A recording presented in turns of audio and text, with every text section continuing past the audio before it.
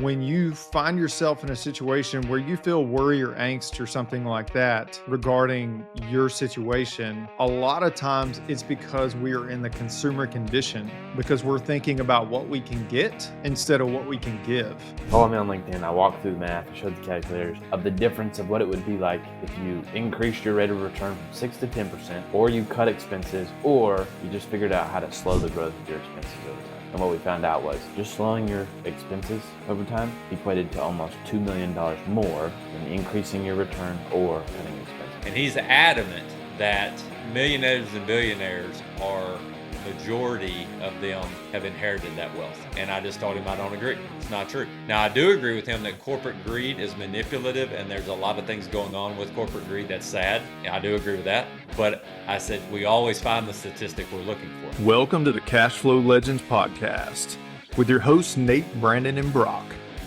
Remember, our insights are not direct financial advice, so consult with your financial team before making any decisions based on the topics discussed in this show.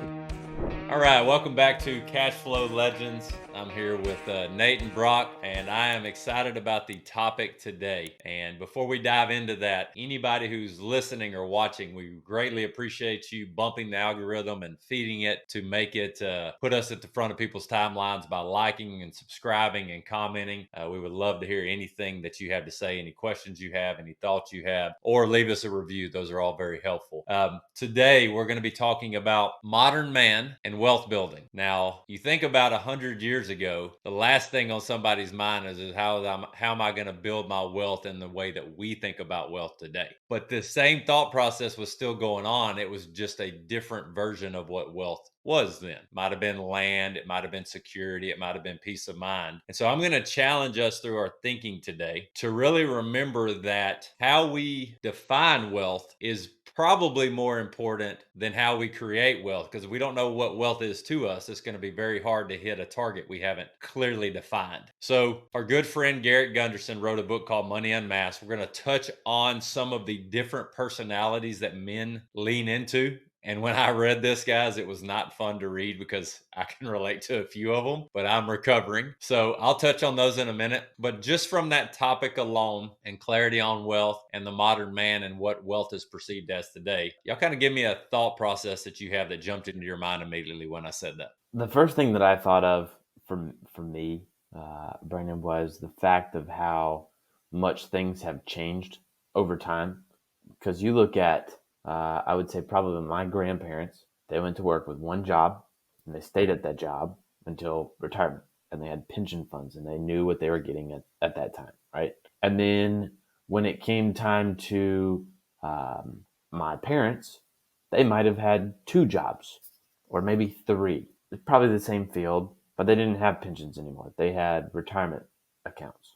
Okay? And then you get to, I guess you could jump to my age where I have friends who are on their fourth, fifth job, and you're in your not even 10 years out of school. And so it's like we're ever evolving into more jobs and more ways on how we need to be saving for retirement or building retirement. But I think it goes back to what you said at the beginning is, how do we define wealth? Because if we don't know how we define wealth, then we don't really have anything to shoot for. And I think that's where most people miss the gap. But things are always changing, but we can always have one destination that we're really choosing to shoot for. So you mentioned Garrett, and I was with Garrett a few weeks ago, and one of the things that he said is we have to remind ourselves that we're sort of in a bubble when it comes to the things that we know and understand, and the majority of people have no clue what's really going on. And so I speak from the perspective of being in a bubble. I don't know. It feels like, but I don't know if generational thinking and the idea of generational wealth and things like that is more prevalent today or less prevalent today. I feel like it's probably less prevalent today because when you factor in the introduction to credit and now we've got debt and all this stuff, people can have things without necessarily having to work years and years and years to acquire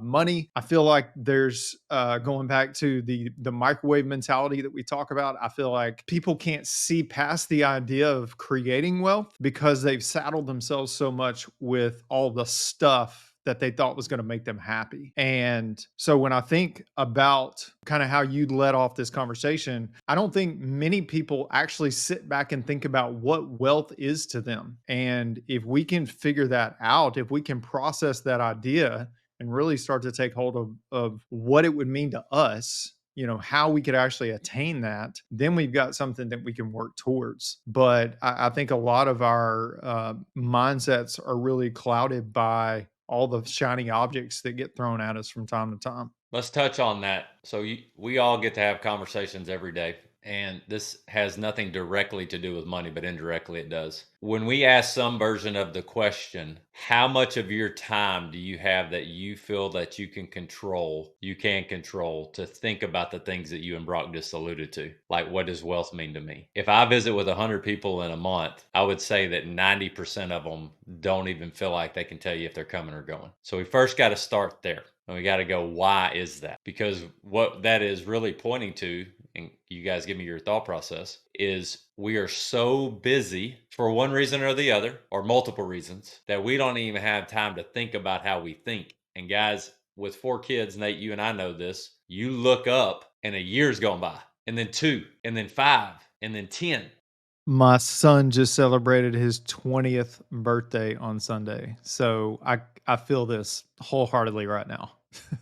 So when we're talking about that with people, I don't necessarily think that it's just microwave mentality, but it's a combination of microwave mentality and trading time for money at such a vicious clip with the busyness and consumerism that is out there, that if you just encourage somebody to find an hour a week to study, to learn, to map out what wealth is, that over a year you would be looking at somebody drastically different. Brock, what are your thoughts? I agree with you 100%. I think majority of times, almost all the time, most people just don't sit down to think about where things are going, what things are doing. And it's very apparent when we have these financial conversations with people of, okay, well, where do you want to go? What do you want to do? What does life look like in 5, 10, 15, 20 years? And most people have no idea, which goes to show how they're handling their finances. It's like, okay, well, why are you doing this? I don't know. That's what I was told to do. I thought that was the right thing to do. Well, how do you know if that's the right thing to do if you don't even know where you want to go? And so I think that one of the biggest things that you could ever do for yourself is just create some space and time, even if it's 30 minutes, 20 minutes, 10 minutes a day, to where you just step to the side, you get quiet, and you just think about where it is you're wanting to go and what you're wanting life to look like. And from that, then you can build your financial life around that and where you're wanting to go. Because the reality is, when you sit down and think about where you're wanting to go and the things that you're doing, most people are probably going to be having a wake-up call to the reality that they don't really like what they're doing and they don't like where they're heading, or they have no clue where they're heading because this is the first time they're thinking about it and they got to do something about it. That first thing that I thought of when you said that was in The Strangest Secret by Earl Nightingale. You said when you ask people why they go to work, most people can't tell you why they go to work. It's just what they do. But it also reminds me of something that Garrett talks about, which is the consumer condition versus the producer paradigm. And when you find yourself in a situation where you feel worry or angst or something like that regarding your situation, a lot of times it's because we are in the consumer condition, because we're thinking about what we can get instead of what we can give. So when the producer paradigm shows up, that means we're looking outwardly to how we can be value creators, how we can put value out there, understanding that value, there's just something that's really cool that God has set up in this world, which is enlightened self interest, as Jim Rohn talks about, which means if I can help other people, then somehow, some way that returns back to me in some form. And I don't have to be as worried about myself. I don't have to worry about the consumer condition if I'm focused on creating value for other people. So we talk about this a lot, and you guys just alluded to it in different ways. If we look at life as a game, and I've yet to talk to anybody, if you say, hey, let's play a game, do you want to win or lose? Where they don't say, I want to win. And we look at life as a game. The only way I know from my background in coaching and sports to know how to win is first to know who you're playing, what kind of game you're playing, what they do well, and how they're trying to beat you, and what the playing field looks like. Because every game has different rules. If we're playing basketball, we got 5 players on the court. If we're playing baseball, we got 9. If we're playing football, we have 11. Whatever the analogy we want to use is. So, Brock, I steal this from you all the time. I'm sure you probably stole it from somebody else, but just stopping and asking why is so valuable, because if we can answer that question, then we probably have pretty good clarity on where we're headed. And so the number of times you just say, why do you think that way? And so I'm going to use a specific example. I've got a buddy I went to college with, and he ran for a government position, political position. He's around my age, and he has some strong beliefs on wealth. And our beliefs are different in a lot of ways, although we have some things we agree on. And he's adamant that millionaires and billionaires are,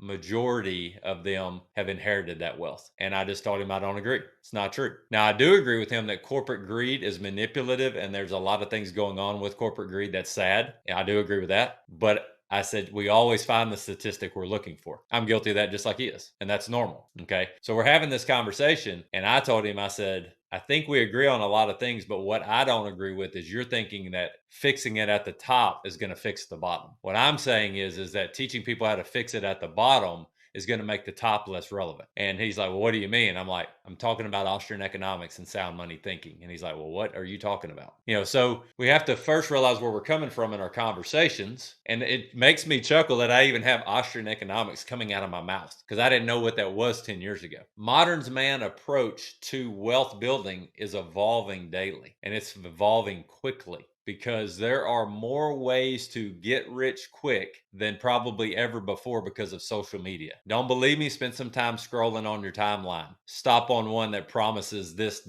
or this. And then your timeline is going to be full of that. And guys, what we know is making money fast also leads to losing money fast if you made it fast. So the first thing is, as a modern man, we have to recognize where we are currently in our thinking. And Jordan Peterson, he was on something I watched the other day, and I like this thought. He goes, guys, he's talking about marriage. He said, if you're not prioritizing communicating about the things that matter to you and your wife the most, even if it's not as important to you as a husband, but it's more important to her, vice versa. He goes, when it gets to the point where you want to spend quality time together doing the things you both enjoy, if you've not spent the time ahead of time discussing those things that are necessary, that may be uncomfortable, it's going to be harder to enjoy the things that you want to enjoy together, because you haven't done the work on the uncomfortable things, which I think is what we're all alluding to here, is asking tough questions. Why do you do this? Why do you do that? Because if you know why you do that, then you know why you want to do something in the future. Nate, I see you smirking. What are you thinking? Well, that sounded just like capitalization to me. Yeah. We got to capitalize. Yep. We've got to put something into our relationships if we want to get something out of it. And sometimes it's not always fun to capitalize, but the reward that we get to experience through capitalization becomes extremely important. It's a good point. It's a good point. So, Brock, tell me, Garrett well. You've read a lot of his stuff like we have and spent time with him. When he talks about these 4 personas, and I'm going to name them, and they're straight out of Money Unmasked, Garrett Gunderson's book, which is really, really good. Highly recommend reading it. He talks about the striver, the miser, the conservative, and the high roller. And then we'll come to the other side of what the opposite of that could be in a minute. But when you hear those, how do you see that daily? Have you experienced that personally? Walk us through kind of what that means to you. Yep. So there's miser, striver, high roller, and what was the other one again? The conservative. The conservative. So I can be all 4 of these. Same. When I'm Took my answer. when I am in a scarcity mindset, I'll be the miser or the conservative. And when my ego gets in the way, I'll be the striver and the high roller. No 4 of these are actually fun to be in. And when you're in them, they are not fun, because there's an underlying thing in your being that's telling you, hey, you got something else going on that's causing you to be like this. If it's a miser, it's because you're scared that you're losing money. You might be tight on finances for a little bit. If it's conservative, you are being conservative because something happened, and so you're holding back and trying not to be who you really know you could be or want to be. The striver, that's the guy that usually is out there trying to prove somebody else wrong. And then the high roller is usually that guy that's like, look at me, I'm better than you, and here, let me show you why. I think the hardest one to work with is the high rollers. I'm dealing with a high roller in my life right now, and a lot of times they're hard to deal with because they come off as good and genuine people. Being a younger guy who has dealt with success, a lot of times I was always told by my father, don't accept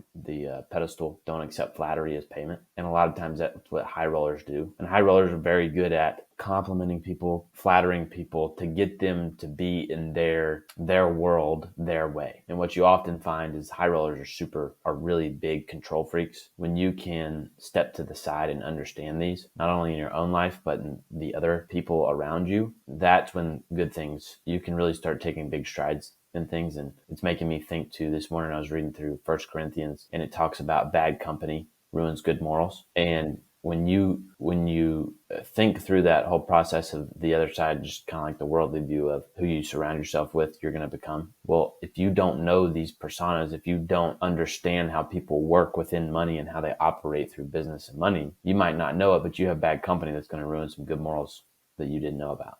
When you from a distance, when you see these personas, the striver, the miser, the conservative, the high roller, you assume at some level that they're sort of popular, especially like the striver and the high roller. What you find out is often they are doing their best to attach themselves to someone else because they're extremely lonely and they need someone to reinforce their behaviors. They need someone to encourage them in what they're doing. They are really looking for justification in how they're acting and how they're behaving. And so they're trying to find somebody to attach themselves to that can justify those behaviors and actions. But that so much of that persona, especially the striver and the high roller, that is hustle culture. That is what has been glorified and been put on a pedestal for several years in this hustle culture. I love a couple of things. One is the Holy Spirit gives us discernment, and I'm grateful that along with Garrett really bringing those things to the forefront and exposing those things for what they are makes us more aware of those things when we see it in other people and also when we see it in ourselves, and allows us to move over to the other side, which we're about to talk about. So when I see these two things side by side, striver, miser, conservative, high roller, because of how the Lord's been working in my life through my conversations, through my interactions, the word that comes to mind is haughtiness. The biblical word you don't see often, but it's the opposite of humility. And you think, how could I be a conservative and not be humble? Oh, let me tell you, you can, because that's me. Okay. And you build your identity in being the miser and the conservative, and you justify it as being humble, but deep down there's something that is clawing at you going, this is not who I am. This is not how God intended me to think. And so when you go to the other side, I think of the word humility in a genuine fashion. And the equal better opposite of the striver is the creator. The equal opposite better of the miser is the mindful manager. The opposite of the conservative is the planner. And the opposite of the high roller is the catalyst. Nelson said something often in a lot of his things that he wrote that has always stuck with me, and I've heard it through our other mentors. And I'm paraphrasing here, and it's simple. Words matter. How we think about words, how we think about how they define us, how we live through those words and what they say about us matter. And so we were going to really simplify this whole topic, and it mattered to us that we were really living a life of humility. It's a real simple thing. Do I feel like I'm being humble in this mindset that I'm carrying and this thought process that's going on that I don't share with everybody? Or do I feel like I'm being haughty or full of myself or precocious or whatever words you want to use? When we operate from the category of humility through creator, manager, mindful manager, planner, catalyst, what jumps out to you guys there? I would also say a place of humility, but a place more of abundance and producer mindset, because a catalyst, that's a connector. They are creating value in a win-win scenario for everybody. There's the mindful manager. They're not being a miser, but they're saying, hey, here's what we have. We might be in a tight spot right now, but let's be mindful of what we have. Where can we be efficient? Where can we grow? What are the things that we can do that's not only going to help us on the bottom line, but also help with our peace of mind so we can continue to grow even further? There's the creator. How do we create value? How do we give more than we take? How do we produce more than we consume? And then the last one was the help me out here. The planner. Catalyst. The planner. Yep, the And planner. then the planner is goes back to Proverbs a lot. It talks about the prudent think through their steps. They plan out their ways. You are the person who is not simple-minded and just doing just what they say you're supposed to do, but you plan out your steps. You plan out what you're wanting to do. You're looking forward to say, hey, this is where I'm wanting to go. This is what I'd like to do. And bringing the word into that also, you go to James, 4:13 through 17, and being prudent and going, if it's the Lord's will, as I'm making out these plans. And that's how being a planner goes together, and being obedient to those steps so that we are being prudent.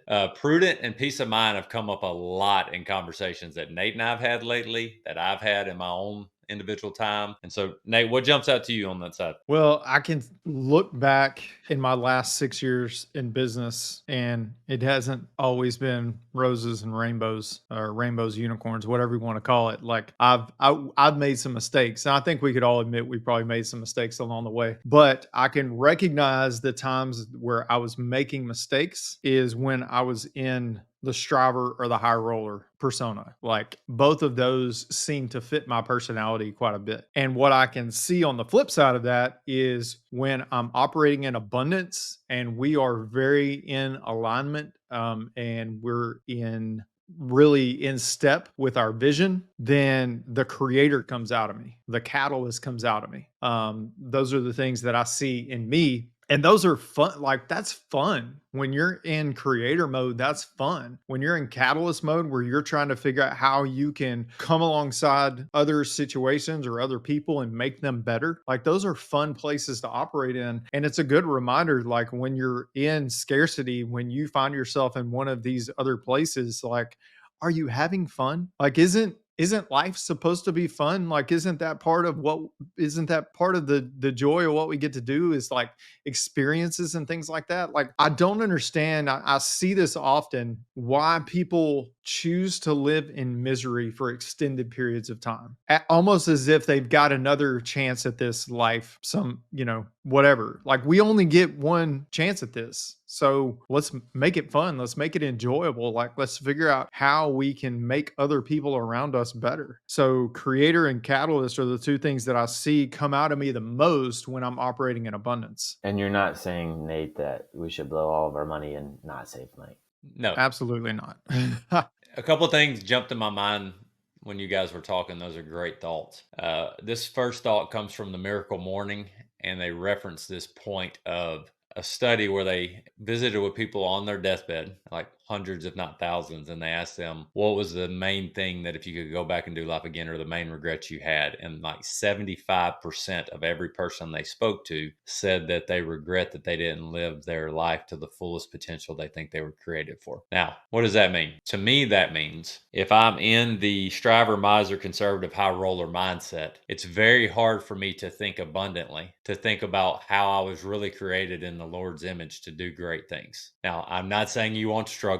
I'm not saying you won't deal with trials. I'm not saying you won't go through seasons of life that are challenging. In fact, that's, I believe, opposite. We will. That's part of it. Okay. But you can be abundant minded, and I have to work really hard at this when experiencing tests and seasons of life that are not comfortable. And the other thing I think about, this is Grant Cardone. I'm stealing it from Dave Befford. I was listening to their podcast, or I'm borrowing it. And I'm not a Grant Cardone fan in general, but I like some things that he says. And he says this, and this is just in the surface level of income and expenses. He said 95% of your energy should be going to expanding your income. 5% should go to how you're going to cut expenses. If you really think about that, if you've ever tried to look at your budget, unless you're just a frivolous high roller who doesn't need to be, there are very rarely times where you can dramatically impact the flow of your money by being a miser and cutting your budget. It's only going to give you so much juice for the squeeze. And let me tell you, as somebody who's been a diehard budgeter for 10 plus years before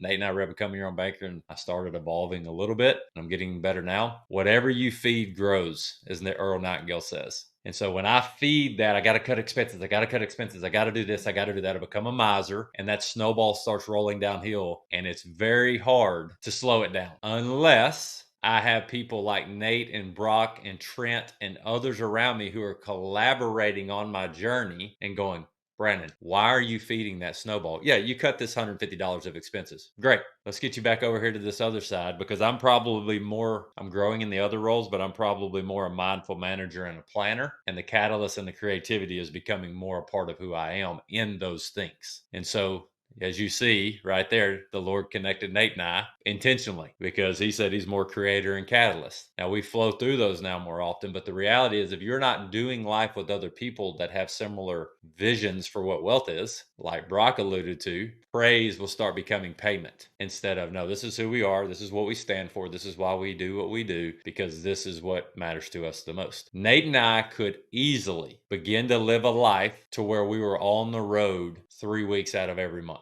Easy. We are both very clear that until all of our kids are out on their own, we don't want to travel all the time away from our family. And so we intentionally plan around that, and we go 2, 3, 4 trips a year that are super valuable, but don't put stress on what matters to us most at home. How cool is that? You get to create a life where you live intentionally for what wealth means to you. My 7-year-old wants to play catch every day I come home now. And I can't tell him no. I hate telling him, hey, I have a meeting. So I begin building a life intentionally. And I have a business partner, Nate, who's like, absolutely, don't take meetings after you get home from school, because he's only going to be 7 once. 5 years ago, I wouldn't have thought that way, guys. I'd have been, I got to hustle, I got to hustle, I got to hustle. Now there's a balance there, because I got to make money to feed my family. What are y'all's thoughts?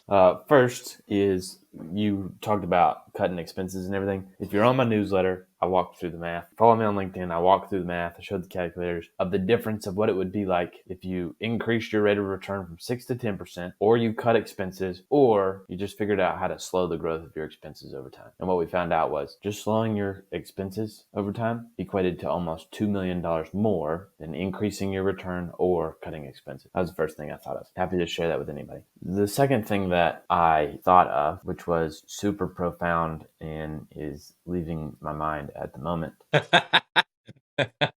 It was profound enough that it left. That's right. That's right. All right. It'll come back. Nate, what do you got? Well, if you follow me on Twitter, I'm about to retweet this right now. So I put this tweet out before, very in line with the budgeting idea, is don't cut $100. Let me try that again. Don't cut $100 out of your monthly budget. Instead, go make 500, because budgeting puts us in that scarcity mode. Garrett has a book called Budgeting Sucks. I agree. Budgeting sucks. Which is why the currents tool is really powerful and really cool. The abundance is, how can I go make $500? If you sit back, if $500 would be impactful in your life, and it would be for most people, an extra $500 a month can be impactful in a lot of people's lives. So if $500 would make an impact on your life, take some time for yourself, sit down and start brainstorming different ideas on how you could add an extra $500 to your life. That's going to be time much more well spent than trying to figure out how to cut out $100 of your monthly budget. Yep. Those are all just awesome points in regard to thinking about how we think and then testing and applying it, because $500 would impact anybody beneficially, especially if you're applying the other realities that Brock talked about and the proof that he's found between cutting expenses, increasing a rate of return, or expanding that wealth gap, so to speak, and gaining more control over it. And Nate mentioned Currents. If this is the first time you ever listened to this, Currents is just a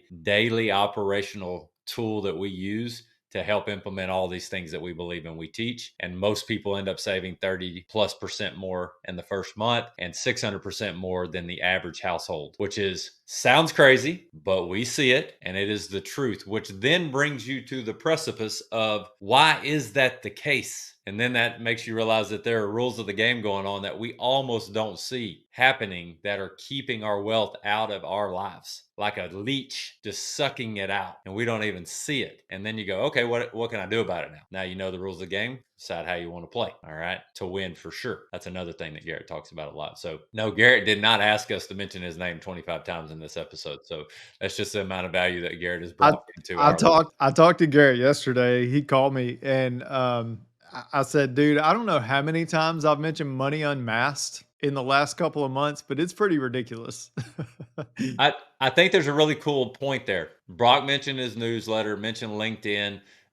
mentioned these things that he's walked through. When you provide value that impacts other people's lives, they want to share it freely. This comes from prioritizing getting alone and spending some time thinking about how you think, and then stress testing how you think with other people who are wired similarly to give you ideas off of your ideas. I had lunch the other day with a guy that I've really enjoyed getting to know. Right now, he's decided that infinite banking is not for him yet, or whole life policies, and he's walked me through why. I have pushed back on why, because his words are, I have nobody else that thinks about creation and wealth the way you do. Can we keep meeting and having these conversations? I'm like, absolutely. He's an awesome dude. He's a God-fearing man. And so his wife was over at her house the other day because she's worked with my mom and some other things. My parents are both retiring this week. She goes, I'm so grateful that my husband has a person that he can sit down and just brainstorm with, because he has lots of great friends, but none of them are thinking about generational wealth and planning and money and flow the way that you do. And it's been so good for him. So will he ever become a client or not? I don't know. And it really doesn't matter, because the value is way deeper than just an exchange of a dollar. The dollar will follow the value if it's supposed to. And so when you provide value in the world, like Garrett's book getting referenced all the time by him sharing his experiences, the other stuff takes care of itself, really, in ways that's probably hard to fathom most of the time. Brandon, you bring up a great point, because I've said this before. A lot of times in our business and how we operate and everything like that, we're just planting seeds, and we never know what is going to come of that seed. But every conversation, every interaction, everything like that is just planting a seed. And it wasn't that long ago that someone who I taught about infinite banking specifically, who never became a client, introduced me to someone else because of just the high level of value that they regarded the information and our relationship and everything like that. So, like you said, hey, he may not ever become a client, but somewhere, somehow, some way, something's going to come from that. And like we talk about all the time, if we're just excellent stewards of the information, God takes care of the rest. Yep. That's a really, really good point. Brock, you got any parting thoughts? Did that profound thought come back to you? The profound thought did not come back to me, but Dang. what I would part ways, what I would do at the end of this podcast, I don't know what I'm trying to say there. My jet lag is starting to kick in. Is take some time to think, and take some time to think about the way that you're thinking. And if you don't believe us saying it, you should read a book called The Road Less Stupid, in which he talks about thinking time and why it's important. The road less stupid. Okay. Nate, any parting thoughts? No, I think I already gave mine. I'll finish with this. We get to find out often when we interact with people who they're talking about their thinking with. It's a part of kind of our process. And one of the funnest things to encourage people to do is, whether it's us or someone else, if you're not thinking about how you think and you don't have somebody that is somewhere that maybe you want to go, get uncomfortable and figure out how you can be involved in conversations with them. What I've found from successful people that the Lord has allowed us to be around is that most of them are willing to help well beyond what you think they would be, if you're willing to put in the work to prove that it matters to you. Simple as that. So that's value right there, because people that have figured out the rules of the game and are winning in a way that they know what wealth means to them want to share that with others to free them up. So that's the way we feel here. Everything that we put out is in hopes of providing value that at minimum makes you go and spurs you on to grow in some way that's going to bring value to your life. Whether that's with us or not, directly or indirectly, that's up to the Lord. So we hope this has been valuable to you. Hit those like, subscribe buttons. Leave us a comment, leave us a thought. You can find us at cashflowlegends.com. You can see a lot about what we do there. You can actually connect with us there as well. And until next time, we'll see you.